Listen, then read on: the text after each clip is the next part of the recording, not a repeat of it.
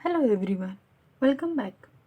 आज हम next voltage regulator देखेंगे जो कि है ट्रांजिस्टरॉइड वोल्टेज रेगुलेटर।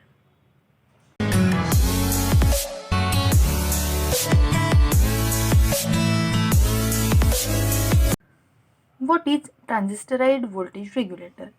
तो नाम से ही पता चलता है कि हम इसमें ट्रांजिस्टर्स यूज कर रहे हैं। It is a discrete circuit, negative feedback technique is employed. यहाँ पे जो वर्क होता है वो निगेटिव फीडबैक टेक्निक से होता है। This circuit is also known as series regulator. ये एक बेसिक डायग्राम है जिसमें कौन से एलिमेंट्स कहाँ पे रखे जाते हैं वो दिखाया गया है। तो यहाँ पे सीरीज पास एलिमेंट होता है और यहाँ पे एरर एम्पलीफायर यानी कि जो फीडबैक सर्किट है वो, ये इनपुट वोल्टेज, ये आउटपुट वोल्टेज, और यहाँ पे एक रजिस्टर होता है। ये है ट्रांजिस्टराइड सीरीज रेगुलेटर जो कि मेन सर्किट है। अब यहाँ पे देखो, दो रजिस्टर्स है और दो ट्रांजिस्टर्स है। ये T1 ट्रांजिस्टर कौन सा है?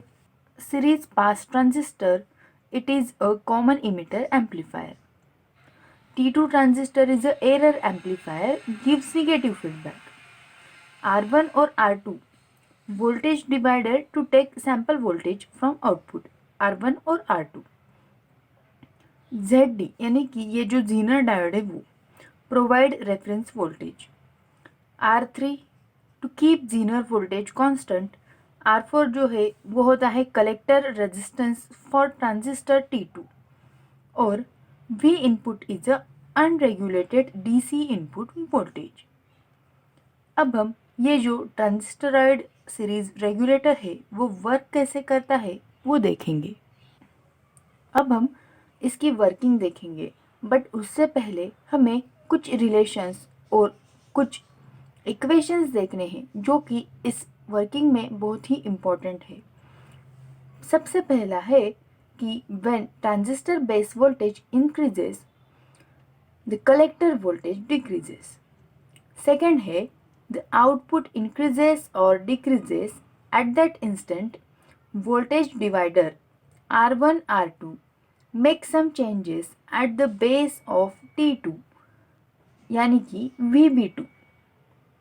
जब आउटपुट इंक्रीज और डिक्रीज होता है तब ये जो वोल्टेज डिवाइडर हमने R1 R2 लगाया है वो कुछ चेंजेस करता है बेस में, ट्रांजिस्टर 2 के बेस में। T1 is in series with input and output, hence known as series pass element. Transistor 1 को सीरीज पास एलिमेंट बोलते हैं because it drops voltage VCE to make the required change in output voltage. So अगर हम वहाँ पे KVL apply करेंगे तो क्या आता है? V output is equal to V input minus VCE। और ये इक्वेशन हमें याद रखना है, आगे इसकी ज़रूरत पड़ेगी।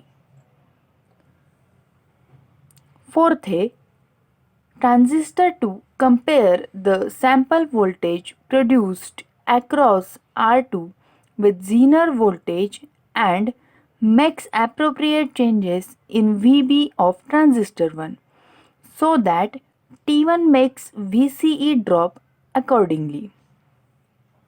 अब ये क्या बोला है कि transistor to compare the sample voltage produced across R2। Transistor 2 जो है वो फीडबैक की तरह काम कर रहा है। तो वो क्या करता है, जो सप्लाई वोल्टेज आ रहा है R2 को, उसका कुछ सैंपल लेता है और फिर वो फर्स्ट ट्रांजिस्टर को भेजता है। वो कैसे होता है वो हम आगे देखेंगे।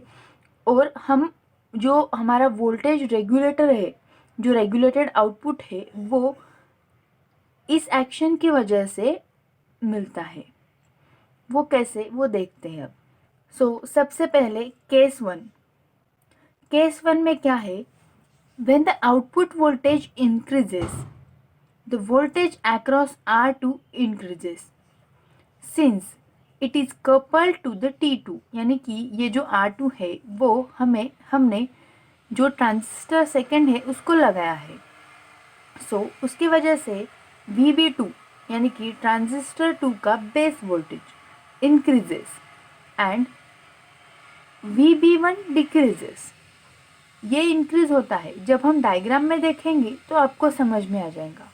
ये डायग्राम देखो, जब ये जो VB2 है और ये VB1, जब ये VB2 इंक्रीज होता है तो VB1 डिक्रीज होता है। हमने ये देखा था, जब बेस वोल्टेज बढ़ता है तो कलेक्टर वोल्टेज, ये VB1 जो है वो इसका बेस है बट इसका कलेक्टर है, तो ये डिक्रीज हो जाएगा और इसकी वजह से जो VCE है वो इंक्रीज होता है और हमें जो आउटपुट मिलता है वो डिक्रीज हो जाता है। Output voltage of power supply normally increases due to either increase in the line voltage or sudden change in load current to a minimum value. अब सेकेंड केस क्या है, जब V आउटपुट डिक्रीज होता है यानी कि ये आउटपुट डिक्रीज हो जाता है, तब VB2 जो है वो डिक्रीज होता है और VB2 की वजह से जो VC2 वो इंक्रीज हो जाता है। VC2 इंक्रीज हो गया तो VB1 इंक्रीज होता है, अगेन VCE डिक्रीज हो जाएगा और आउटपुट इंक्रीज हो जाएगा। इस तरह से इंक्रीज और डिक्रीज होता है आउटपुट और हमें रेगुलेटेड पावर सप्लाई मिलता है। यहाँ पे इस ट्रांजिस्टर T2 के ज़रिए फीडबैक एक्शन होती है और हमें हमेशा एक कांस्टेंट रेगुलेटेड आउटपुट यहाँ से मिलता है। पावर ट्रांजिस्टर, अब अभी हमने देखा कि सर्किट जो है वो आउटपुट से सैंपल वोल्टेज लेता है, T2 को जाता है, फिर वो T1 को जाता है और फिर से हमें एक रेगुलेटेड आउटपुट मिलता है। तो यहाँ पे वही दिया है, circuit takes sample voltage from output with the help of T2 and provides feedback to T1. T1 compensates VCE drop to keep V output constant. So, series pass transistor provide load current through itself. Its power dissipation becomes too high. So, यहाँ पे क्या होता है कि output से ही हम एक कुछ पार्ट लेते हैं, T2 को देते हैं, फिर T1 को देते हैं। तो सीरीज पास ट्रांजिस्टर जो है वो लोड करंट जो है वो खुद ही से ले रहा है। सो यहाँ पे डिसिपिएशन जो है वो खूब ज़्यादा होता है। It gets heated due to continuous load current, so वो हीट भी हो जाता है। In some situation this power dissipation problem is solved by using transistors in certain fashion known as Darlington pair. So ये जो पावर डिसिपिएशन का problem है वो किस किस सर्किट में, कई सर्किट्स में डार्लिंगटन पेयर से सॉल्व किया जाता है। यानी कि वो एक ट्रांजिस्टर्स का पार्ट है, अलग से वो ट्रांजिस्टर कनेक्टेड होते हैं, वो एक अलग पार्ट है। It keeps both the transistor in action so that minimum heat is produced across each other. अब यहाँ पे और एक बात हमें याद रखनी है कि कभी कभी अगर ओवर करंट हो गया, शॉर्ट सर्किट हो गया तो डैमेज हो सकता है ट्रांजिस्टर और सर्किट भी। तो उसके बारे में अब हम देखेंगे। Current limiting action, previous circuit has no short circuit protection. जो अभी हमने सर्किट देखा है उसमें शॉर्ट सर्किट प्रोटेक्शन के लिए कुछ नहीं था।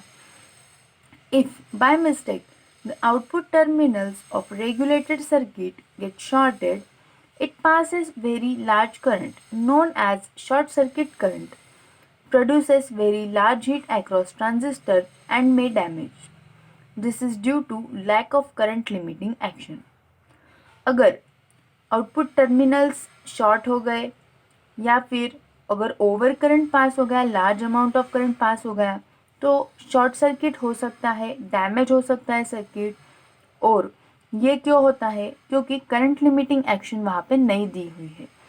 सो ऐसे शॉर्ट सर्किट ना हो, सर्किट डैमेज ना हो, इसीलिए सर्किट में कुछ ऐड किया है और वो अब हम देखेंगे, जो एक मॉडर्न और रेगुलेटेड सर्किट है with current limit.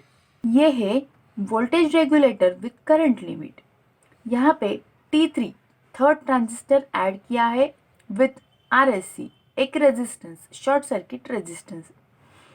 RSC short circuit resistor value VBE minimum drop across RSC to make T3 on, और IL maximum load current of short circuit current. So यहाँ पे ये जो T3 है वो ऐड किया है सर्किट को डैमेज से बचाने के लिए.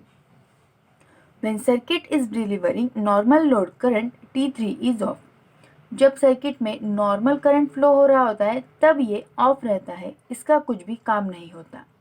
बट जब ओवर करंट हो जाता है, एक जो लिमिटेड वैल्यू है उससे ज़्यादा हो जाता है, तब T3 कंडक्ट होता है.